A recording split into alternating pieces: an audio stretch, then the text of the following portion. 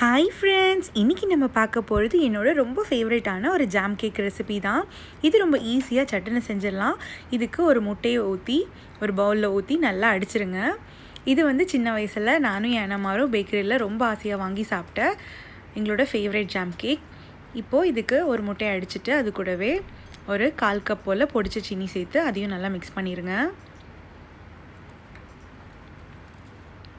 இப்போ இது கூட 1/2 கப் எண்ணெய் சேர்த்துக்கலாம். நான் வந்து இதுக்கு கோகனட் ஆயில் சேர்த்துருக்குறேன். இதையும் ஒரு மிக்ஸ் பண்ணிடுங்க. இப்போ 1/2 கப்பு பால் சேர்த்துக்கலாம். இது வந்து காய்க்காத்த பால் தான்.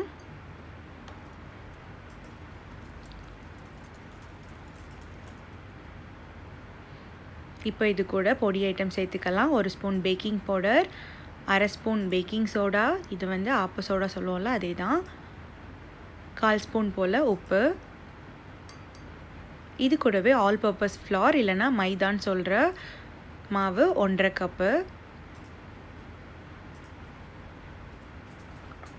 இதையும் போட்டு நல்லா மிக்ஸ் பண்ணிவிடுங்க. கட்டி எதுவும் இல்லாமல் சூப்பராக மிக்ஸ் பண்ணிடுங்க. இப்போ நம்மளோட பேட்டர் சூப்பராக ரெடி ஆகிடுச்சு. இப்போ இதில் லாஸ்ட்டாக 1 ஸ்பூன் வெனிலா எசன்ஸ் சேர்த்து இதையும் நல்லா மிக்ஸ் பண்ணிடுங்க.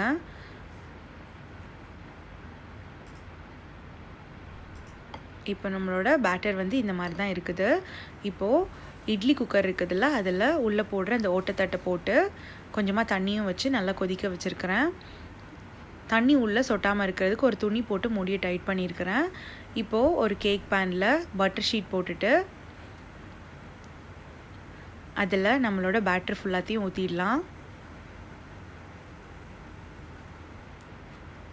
இப்போ ஃபுல்லாத்தையும் ஊற்றிட்டேன். நல்லா இந்த மாதிரி ஏர் பபிள்ஸ் போகிறதுக்கு 3 தட்டு தட்டிட்டு இது உள்ளே வச்சிடலாம். இப்போ இது நல்லா சூடாயிடுச்சு. ஒரு 10 நிமிஷம் நல்லா இட்லி குக்கர் சூடாயிடுச்சு. இப்போ இதுக்குள்ளே தூக்கி வச்சுட்டு நம்ம துணி போட்டனால தண்ணியும் சொட்டாது. நல்லா ஒரு 15லேருந்து 20 நிமிஷம் ஆகும். ஒரு டூத் பிக் போட்டு குத்தி பார்த்துக்கோங்க. சூப்பராக ரெடி ஆகிடுச்சு. ஒரு 5 நிமிஷம் ஆறுனதுக்கு அப்புறமா இப்படி கமத்திடுங்க. இப்போ ஒரு பேன் எடுத்துக்கலாம். அந்த பேனில் 2 ஸ்பூன் ஹனி, 2 ஸ்பூன் தண்ணி போட்டு லைட்டாக ஹீட் பண்ணி எடுத்துக்கோங்க. ஹனி இல்லாட்டா நீங்கள் வந்து 2 ஸ்பூன் சீனி 2 ஸ்பூன் தண்ணி போட்டு கூட ஹீட் பண்ணால் இதே மாதிரி வரும். இப்போ வந்து நல்லா கேக்கில் அங்கங்கேயே ஓட்ட போட்டுடலாம். அப்போ தான் அந்த ஹனி வந்து உள்ளே போய் நல்லா ஜூஸியாக மாறும்.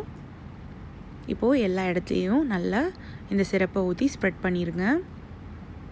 நீங்கள் ஊற்றவுமே அது உறிஞ்சு இந்த மாதிரி ஆகிடும். இப்போது மீதி இருக்கிற சிரப் கூடவே 2 ஸ்பூன் போல் ஜாம் எடுத்துருக்கிறேன். கிசானில் மிக்ஸ்டு ஃப்ரூட் ஜாம் எடுத்துருக்கிறேன். நீங்கள் எந்த ஜாம் வேணாலும் எடுத்துக்கலாம்.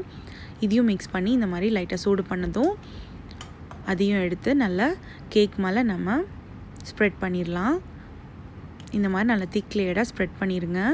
உங்ககிட்ட டெசிகேட்டட் கோகனட் இருந்ததுன்னா ஜாம்க்கு மேலே இந்த மாதிரி ஸ்ப்ரெட் பண்ணலாம்.